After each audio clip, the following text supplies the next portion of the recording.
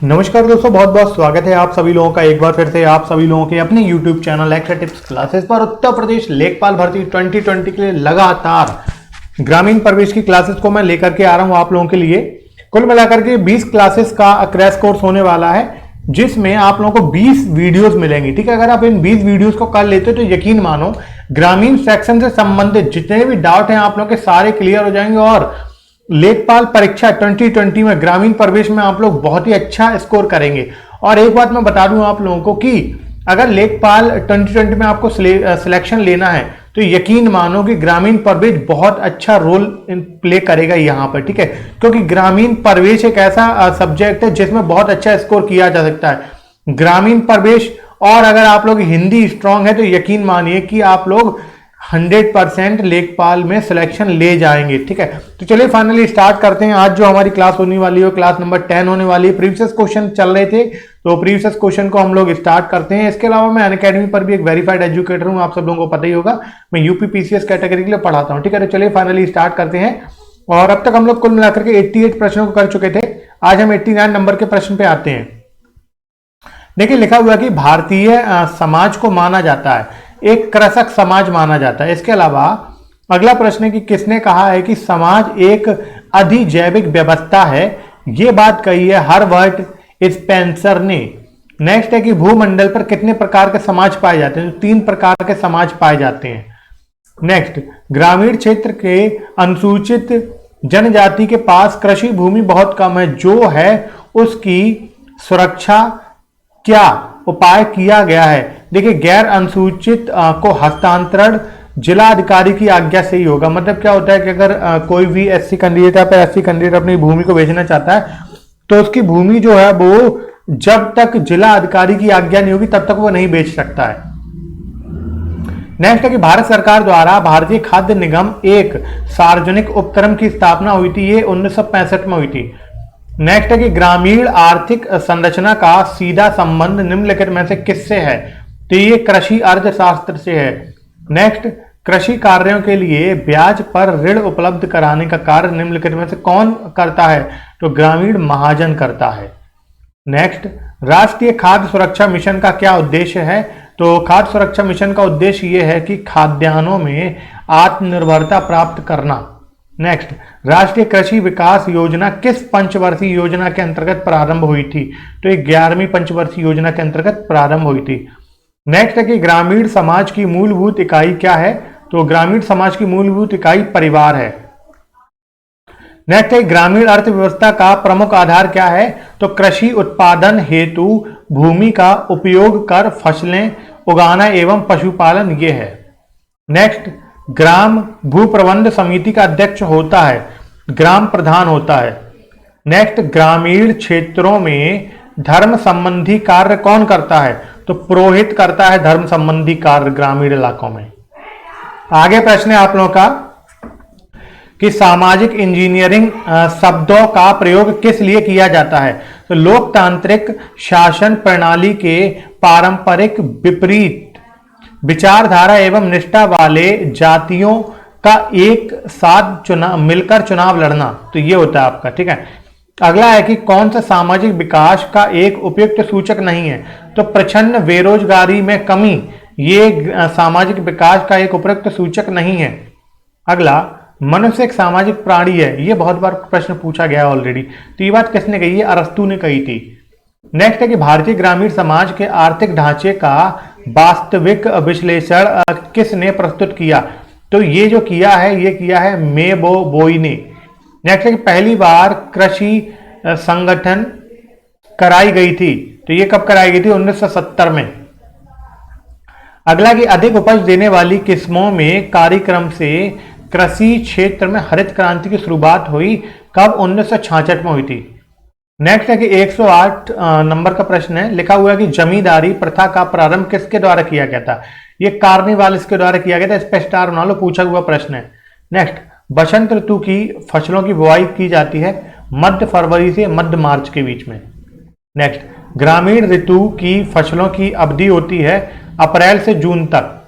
अगला है कि सामंत शब्द किससे संबंधित है? तो जमींदार से संबंधित है सामंत शब्द। नेक्स्ट, खरपतवार नाशी क्या होता है? ये होता है आप लोगों का सैनकौर, ठीक है, इसे सैनकौर बोलते हैं। अगला है कि कीटनाशी पर फसलों में प्रयोग हेतु प्रतिबंध है, ये BHC, ठीक है, इसका प्रतिबंध है। अगला प्रश्न है कि नाबार्ड क्या है? तो नाबार्ड एक बैंक है जो कि किसानों को ऋण वगैरह मुहैया कराती है। अगला है कि जुलाई 2001 में प्रारंभ की गई कृषि सामाजिक सुरक्षा योजना का कार्यान्वयन किसके माध्यम से किया जा रहा है? अब तो था हो गया है, ठीक है।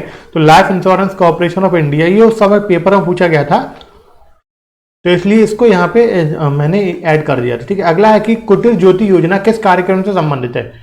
तो ग्रामीण क्षेत्रों में जो गरीबी रेखा से नीचे लोग जीवन व्यापन करते हैं उनको विद्युत बिजली उपलब्ध कराने से संबंधित है ये। अगला है कि भारत में बहुफसल कार्यक्रम कब शुरू किया गया था? ये आपका 1967 से 1968 में किया गया था। अगला, कृषि सेवा केंद्र नामक योजना किस पंचवर्षीय योजना के कार्यक्रम में प्रारंभ हुई थी? ये चतुर्थ में हुई थी, ठीक है, चतुर्थ पंचवर्षीय योजना में ये स्टार्ट हुई थी, कृषि सेवा केंद्र। नेक्स्ट, ग्रामीण क्षेत्रों में शहरी सुख सुविधाएं प्रदान करना योजना किसके द्वारा प्रतिपादित थी? तो ये डॉक्टर APJ अब्दुल कलाम के समय की थी। नेक्स्ट है कि भूदान और ग्रामदान आंदोलन किसके द्वारा चलाया गया था? तो ये विनोबा भावे के द्वारा चलाया गया था, ये ऑलरेडी हो चुका है। नेक्स्ट है कि हरित क्रांति को अमली जामा पहनाने का श्रेय किस वैज्ञानिक को जाता है? ये असल में अपने यहाँ वाले की बात नहीं चल रही, पूरे वर्ल्ड की बात चल रही। तो ये है डॉक्टर नॉर्मन बोरलॉग। अपने यहाँ की अगर बात करी जाए तो आप लोगों को पता ही है कौन है, ठीक है। तो अगला प्रश्न है कि जिला ग्राम विकास अभिकरण का अध्यक्ष कौन होता है? तो जिला अधिकारी होता है। नेक्स्ट, भारत में कृषि संबंधी तनाव के कारण डैश स्वरूप नामक रिपोर्ट कब प्रकाशित की गई थी? तो यहां पे क्या होगा, भारत में कृषि संबंधी तनाव के कारण 1979 में स्वरूप नामक रिपोर्ट प्रकाशित की गई थी। नेक्स्ट, बहुत ही अच्छा प्रश्न स्टार बना लो, पूछा हुआ है किस पटवारी परीक्षा में। महाल शब्द का अर्थ क्या होता है? तो गांव होता है। नेक्स्ट, भारत में महालबाड़ी व्यवस्था कब प्रारंभ की गई थी? तो 1833 में की गई थी। नेक्स्ट है कि महालबाड़ी प्रथा को किसके द्वारा शुरू किया गया था? किसने शुरू किया? तो आगरा एवं अवध में शुरू हुई थी ये। नेक्स्ट, जमींदारी अनुमूलन कार्यक्रम की शुरुआत किस राज्य में हुई थी? तो उत्तर प्रदेश में हुई थी ये, ठीक है, उत्तर प्रदेश में। नेक्स्ट है कि ऑपरेशन बरगा का संबंध किससे है? तो बटाईदारों के संरक्षण से है। नेक्स्ट, भूमि सुधार के अंतर्गत नहीं आता है, तो ड्रिप सिंचाई जो होती है वो भूमि सुधार के अंतर्गत नहीं है। ड्रिप सिंचाई आपने देखी होगी, क्या होता है कि पाइप बिछा दी जाती है खेतों में और फुब्बारे की तरह जो पानी निकलता है उसको ड्रिप सिंचाई बोला जाता है। नेक्स्ट है कि अंत्योदय कार्यक्रम का उद्देश्य क्या था? तो इसका उद्देश्य था कि अनुसूचित जातियों और जनजातियों के स्तर को सुधारना। नेक्स्ट, प्राय गांवों में किसान कृषि रसायनों का उपयोग पशुओं के शरीर से जुएं आदि परजीवियों को नष्ट करने के लिए किया जाता है, तो स्वतः हानिकारक और गलत है ये, ठीक है, इसका नहीं करना चाहिए बट करते हैं लोग। नेक्स्ट है कि पीली क्रांति का संबंध किससे है? सारी की सारी क्रांतियां मैंने कराई थी, आप लोग याद होगा डिटेल में, तो तिलहनों के उत्पादन में वृद्धि से संबंधित है। नेक्स्ट, अनवरत योजना किस अवधि के लिए बनाई गई थी? तो ये 1978 से 1983 के लिए बनाई गई थी।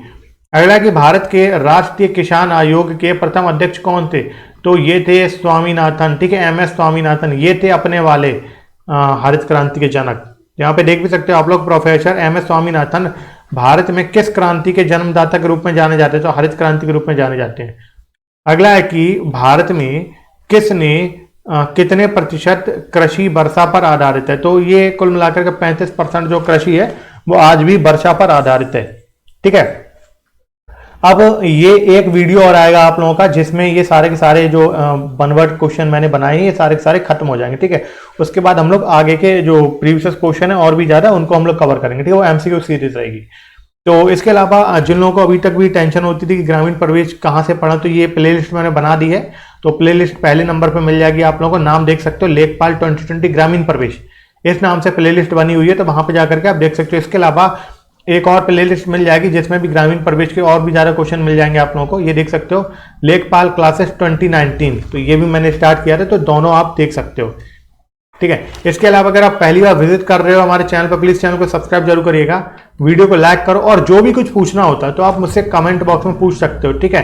तो आप कमेंट बॉक्स में पूछा करो। इसके अलावा जो लोग मुझसे व्हाट्सएप से नहीं जुड़े हैं, ये मेरा नंबर है 9456981097। आप मुझसे कुछ भी सवाल व्हाट्सएप पर पूछ सकते हैं इस नंबर पे, और अपना नाम जरूर लिख दिया करो, क्योंकि आप लोगों को ग्रुप में ऐड कर देता हूं मैं, ठीक है। उससे क्या होगा, जितनी भी महत्वपूर्ण जानकारी रहती है वो आप लोगों तक इजीली पहुंच जाती है इसके माध्यम से, ठीक।